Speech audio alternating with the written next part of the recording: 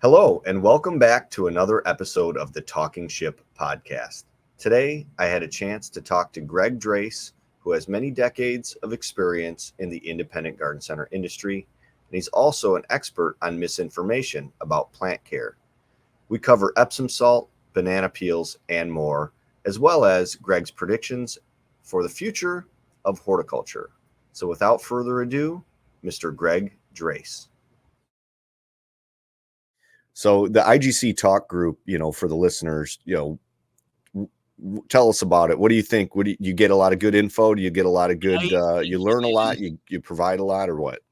I was in it for pretty much since its inception. Actually, there was one before it that was called ICGN, Internet or something, Garden Center Owners Group or something like Garden Center, Independent Garden Center Nursery and Owners Group. And then IGC Talk split off and came out of that. So yeah, I've probably been in it since its inception. A lot of great information. It's one of the few areas where you could just go online and talk to people that are all over the country and sharing information. And yeah, it's great. It's probably the best professional garden group out there. I'm on a couple of them in the lawn industry, and it's more, the guys with the pickup trucks and lawn mowers than anything professional. IGC Talk is a very professional group, and people willingly share information and help each other out. So yeah, I learned a lot from that.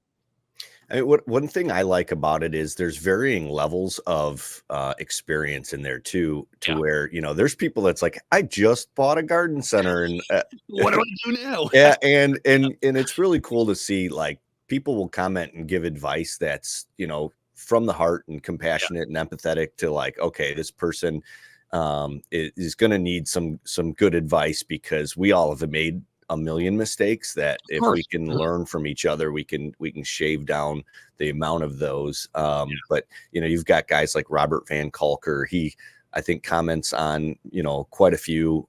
He's got a lot of good opinions, and he's actually right down the road from me here. Cool. Technically, we kind of compete a little bit, I think. But we get along really well. When he opened up some Rise and Roll bakeries, I was there on opening day at two different ones. Just like, hey, I want some donuts, man, and a coffee. And he was there working the register. So, I mean, that's the kind of industry that we have, is that people, really do that kind of stuff. So, so that's good. Now, you don't see a lot of comments in IGC Talk about Epsom salts, though. Except from me. Except from you. Tell us about your love-hate relationship with Epsom salts. Well, that comes from the Facebook garden groups. And I remember when they first started, there were a lot of us on IGC Talk that were like, oh, this is great. We can go and, share our knowledge and help educate the consumer. And I think there's not many left that even bother with the pages, because they just get so beat up from arguing with people who are, more knowledgeable than those of us that have been in the business for so long. And Epsom salts it's a weed killer, it's a fertilizer, it's a fungicide, and it also prevents blossom end rot, according to everybody. And it's right there with the banana peel stuff, all the homemade remedies. And who is the guy, Robert Baker, the Kmart garden guy, who was telling everybody, pee in a bottle and mix it with Coke and ammonia, and there's your fertilizer type of thing. Oh, my. He was the original fake gardener.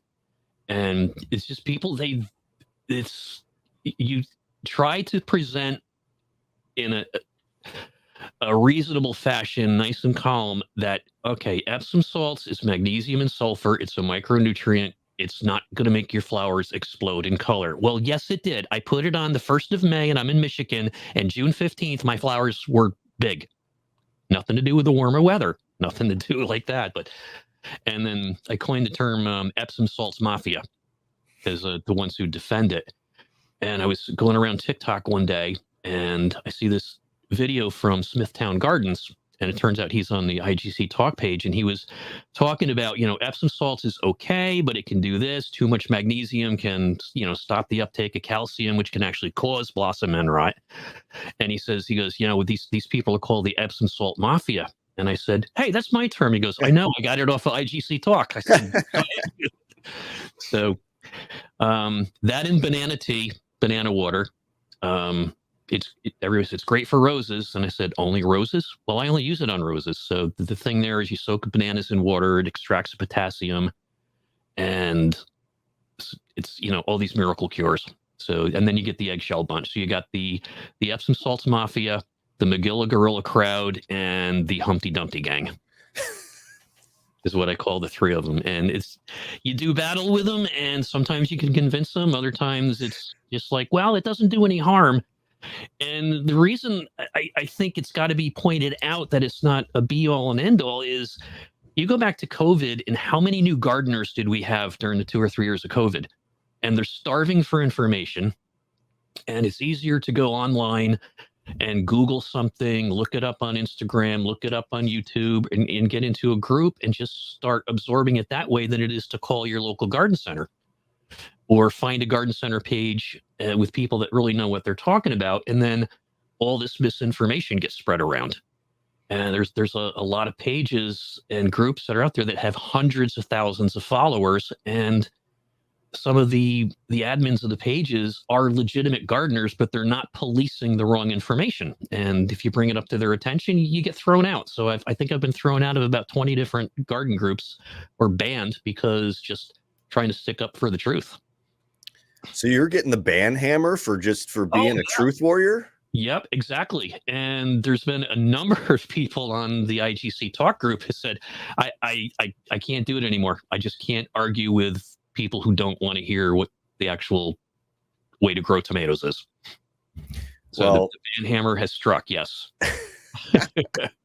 I mean, this is my take on the banana peels. You could throw them in your compost pile, and sure, in the future, when it's become part of your compost, you can use it that way. But soaking it in water just to potentially extract potassium, from my understanding from the studies that have been done, it literally doesn't do anything at all. Very little. And the reference I always use for that, there's he's a biochemist and a horticulturist up in Ontario. His name is Robert Pavlis. He does a website called gardenmyths.com, and he's got a Facebook group. And he'll tell you when you join, he goes, "This is science-based. You won't find anybody talking Epsom salts banana tea on there except, hey, does this stuff work?" No one goes on there saying it does, because he'll take you to task. You think I'm bad. This guy is like draconian against the myths. And he said he does a lot of studies on it. He reads the studies, goes out and does some himself. And he goes, yeah, well, this one guy said a banana peel is 45% potassium. And he's like, yeah, when it's dried. He said, but most people put the fresh ones in there, and you're going to extract maybe 1% or 2% at the most. And then these people tell you to dilute it even more. And you just end up with a bunch of nothing. So, compost, does it do any harm? No.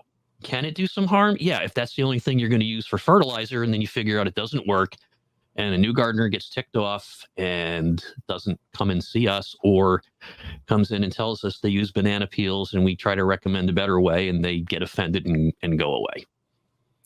I mean, aren't you supposed to pour out the rest of your coffee on your philodendron? According to the app Plant In, yes, as well as nutmeg and turmeric and milk.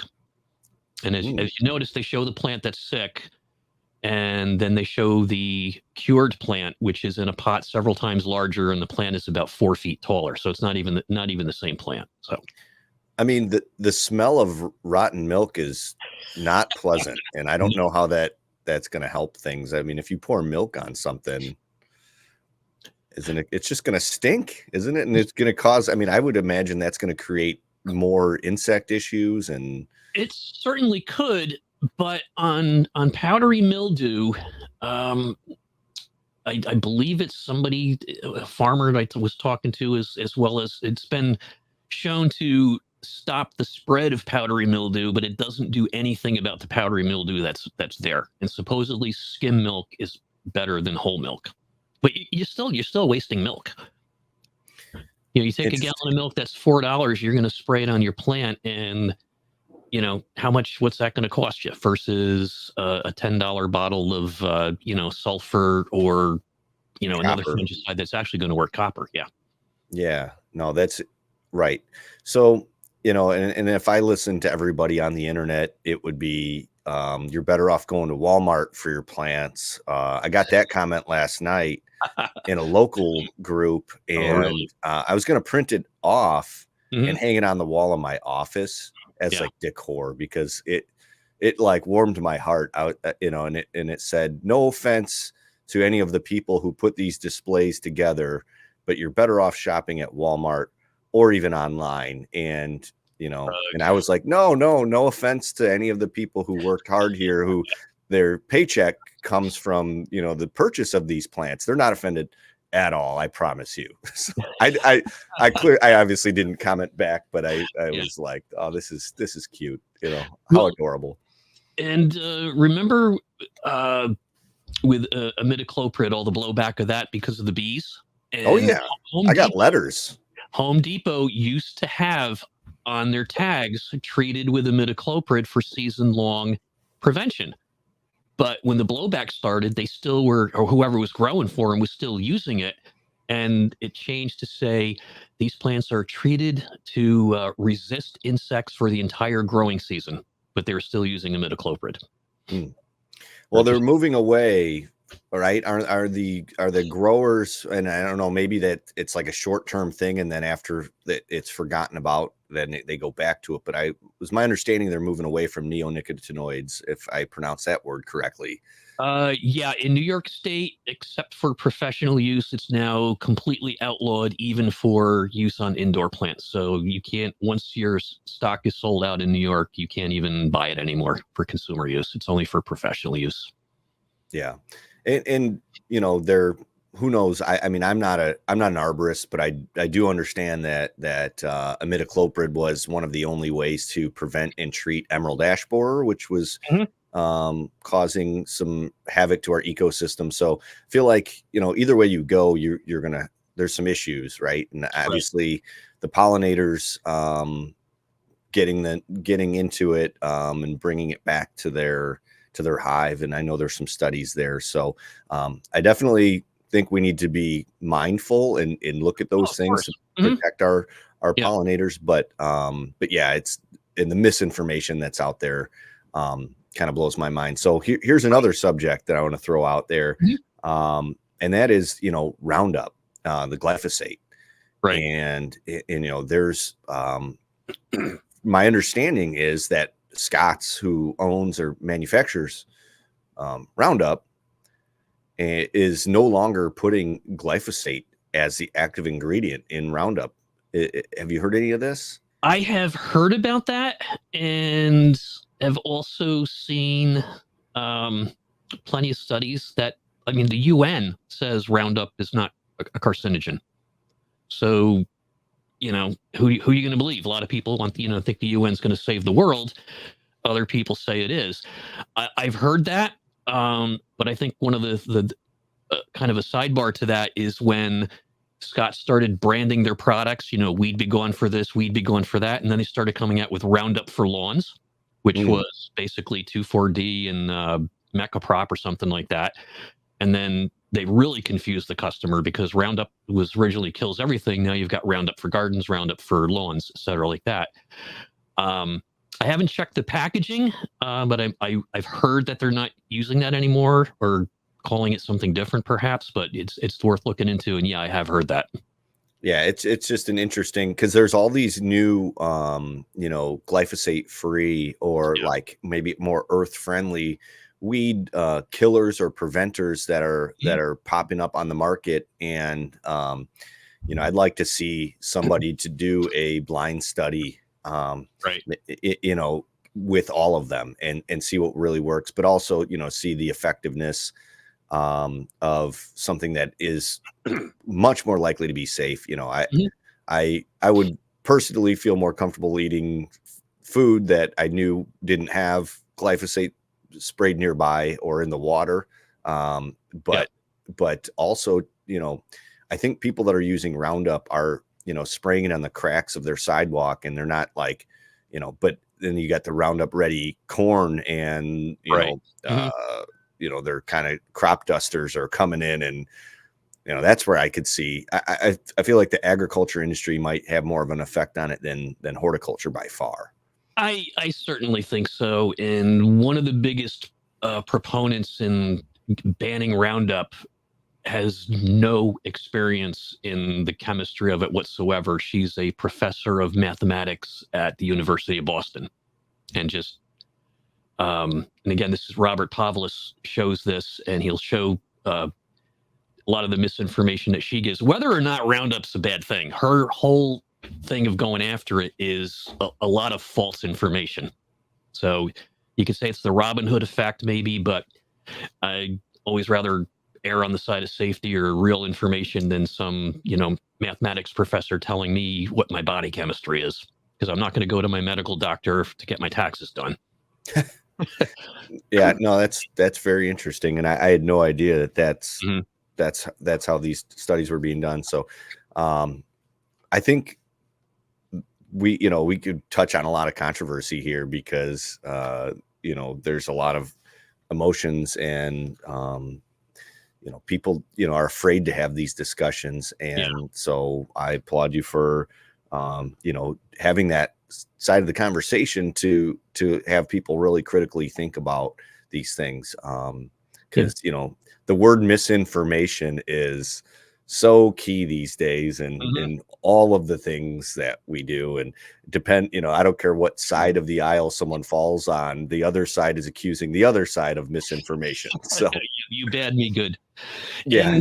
And just like in politics, it's whoever controls the conversation, whoever has, gets out there first and makes a statement. That's the danger of these, these little posters, these memes that are all over the place.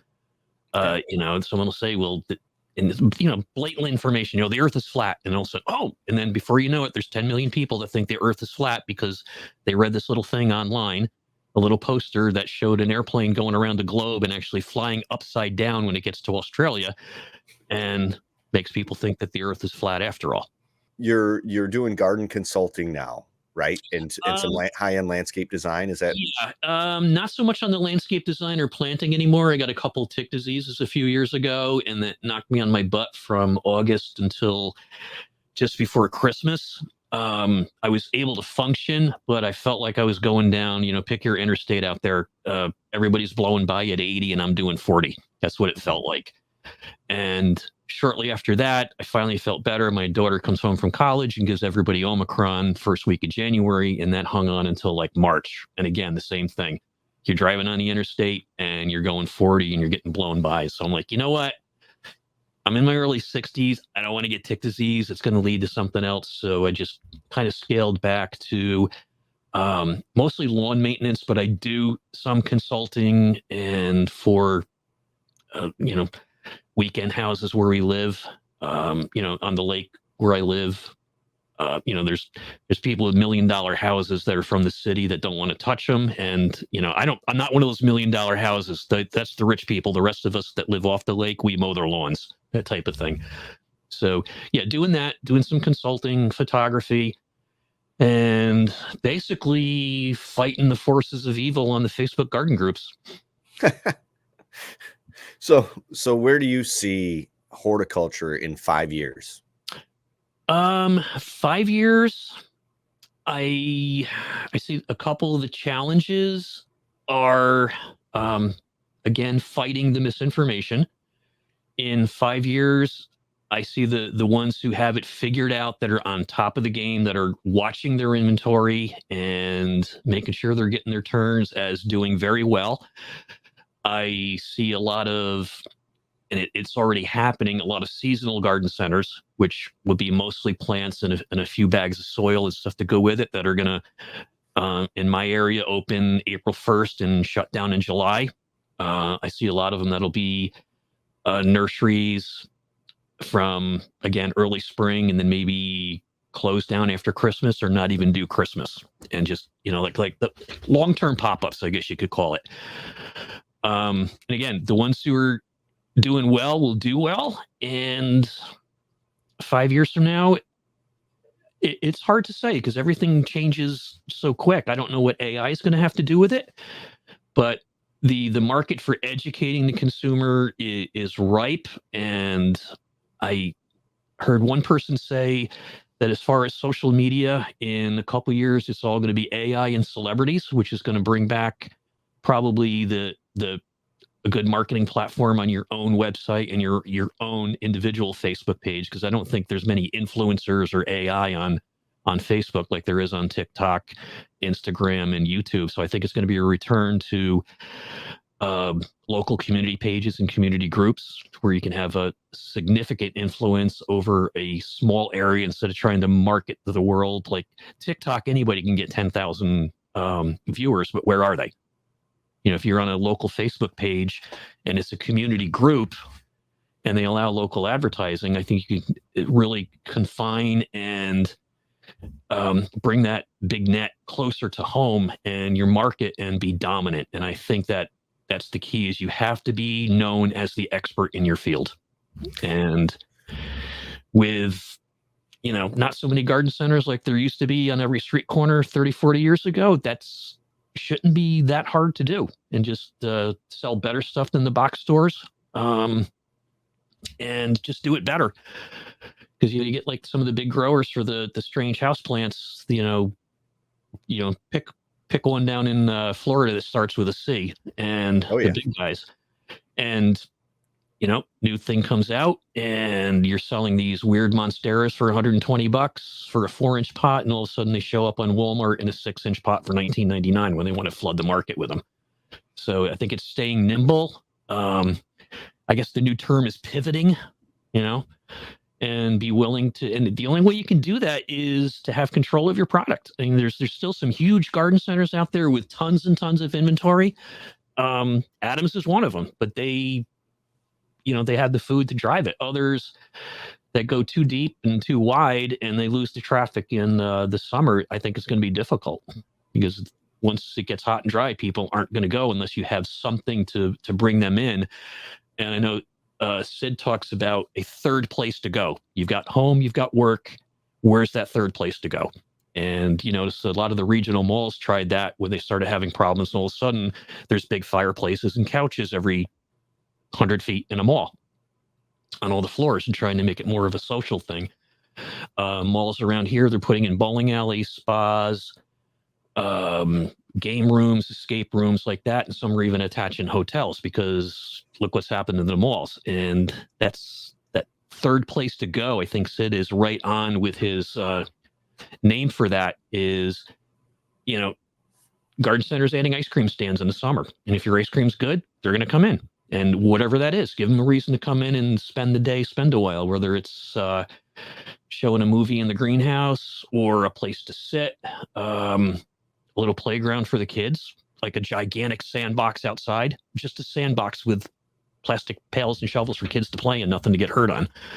And some place for people to come in and just spend some time on an afternoon, because everybody's looking for something different to do, because we're not going to the malls anymore. And I think people are tired of the box stores. It's become a necessary evil, like grocery shopping. And they go to work, they come home, and they're like, what can we do? So let's go to the plant store. And hopefully that's where it'll be in 5 years. It'll be more of not just more of a plant store, but a place to go for, social gathering. Like that's one of the keys to Adams is every Saturday morning, everybody in town goes there to do their Saturday morning shopping or after church. So they stop by the cafe, they stop by the coffee shop, they talk to their neighbors, they take a walk into the greenhouse and look at the little fish pond, go out, look at the display gardens, and, and invite somebody. Have Hicks on Long Island used to do what they called the Sunday or Saturday morning chefs or Sunday morning chefs, whatever. They had cooking shows. They had I think even they did a jazz band on Sunday afternoons. So it's giving people a reason to come and stay. And if they come and stay, and if your product's good, they're going to spend the money. So that's where I see it in 5 years, is depending on where the economy goes and energy. And if you're going to be driving in electric cars, if you're going to be forced to drive an electric car and I ran a garden center, I would have the biggest bank of electric chargers. And when somebody puts their credit card in, they get a receipt and they come in and they get a free cup of coffee or something. So it's simple marketing and give people a reason to come and stay and not overthink things. Well, You know, and I think the issue that we all have, the reason these things come up is because we're seasonal. And you mentioned like these seasonal things maybe in the future that there's more of those, but even that, the problem still lies with where do you find your staff? And how do you keep those exactly. people coming back? And Yep. and so these garden centers are trying to come up with ways for revenue streams to Mhm. keep the business going year round. Yeah. And it can be a double-edged sword, like you Mhm. mentioned. And unless you're really set up to bring in the traffic and turn that stuff, and you're really watching your buy and your spend, and Oh, um, exactly. Mhm. it can get you really fast. My garden center company in recent years has really made an intentional shift towards managing our inventory and our turns, and it's a metric that we're looking at on a Mhm. daily in a weekly basis. Yeah. We've set up some pre-created reports that our point of sale actually can spin up Mhm. on automatically, so I guess you can call that AI that we're utilizing, and it sends an email. And I tell you what, really focusing and setting inventory goals has made us so much more profitable. Oh, and selling, perceived value. When I was during COVID, and then again this spring, because sometimes I really miss the retail end of the garden business until it gets to August, and you're standing there and it's dead, and they ask you, "Well, we know we wanted you to leave in July, but can you come in and cover vacations?" I'm like, "Oh," and that's what And then you're working weekends because you're the retired guy with nothing to do. And well, actually, I've got a lot to do on the weekends. My wife is off weekends, and then you're covering for somebody that's on vacation and gets to be no fun anymore. And I'm looking at how much money is left on the table. Now, this place was high end. They put nothing on sale. So I'm looking around, and here's this really nice red bud, one of the fancy ones with like the yellow leaves or something like that, and it's a 15-gallon pot, and the price on it is $172.99. And I'm like, why isn't that 199 or 179 or 180? And they just go through, and a lot of people still do it. They just put a flat markup on it. And if it comes out to $139.12, that's what they sell it for.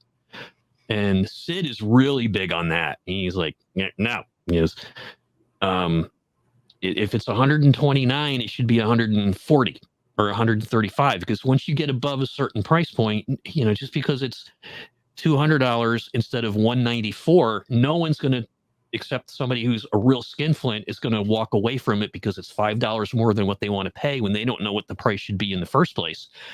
We sat down with years ago with Ian Baldwin, a consultant, and he grabbed something off the shelf, and he says, "Greg, I'm not going to ask you because you set the pricing." And he asked the department manager of the garden center at one of our stores, somebody from the nursery, and one of the cashiers, a simple hose nozzle. He goes, "How much is this?" And it was a $4.99 hose nozzle, and everybody was saying, "Oh, that's probably $6. That's $10." He goes, "Well, why are you selling it for $4.99 if you people work here and you'd be willing to pay $10 for it?" So you got to cover your bases. You got to know what your minimum markup you got to make. But like you say, if you get something in, it comes off the truck, and it's a hanging basket that you paid $8 for, and you're going to sell it for 20, but the thing is gorgeous. Why not go 30? So I do want to say, thank you, Oh, Greg, you're welcome.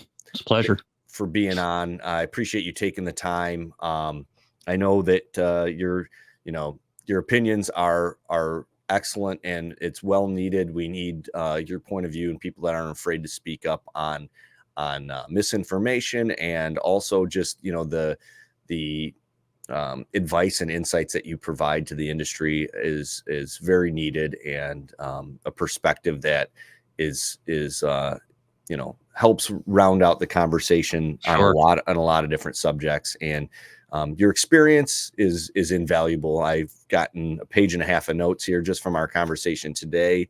Ah, cool. And so thank you, Greg Draiss, for being on the Talking Ship podcast. If you'd like to plug your internet radio show, go ahead and do that now, and then Connor will throw the link up in post. Sure. The name of the station is The Woof, WOOF, and you can find it on live365.com. And there'll be a little search bar. Just type in The Woof. It's a couple things. We're known as Radio Without Borders, which means we play everything except gangster rap, death metal, and classical. It's music you'll love from bands you don't hear. We deal with a lot of independent bands from Bandcamp, Jamendo, Free Music Archive, bands that just can't get recording contracts, but just enough of the popular stuff to keep you interested. So yeah, no, I agree. Stay away from Tupac and Beethoven. I love classical, but I'm not going to bore people to death. Sounds good. All right. Thanks again, Greg. You're welcome. Appreciate it. All right. Take care. Bye-bye.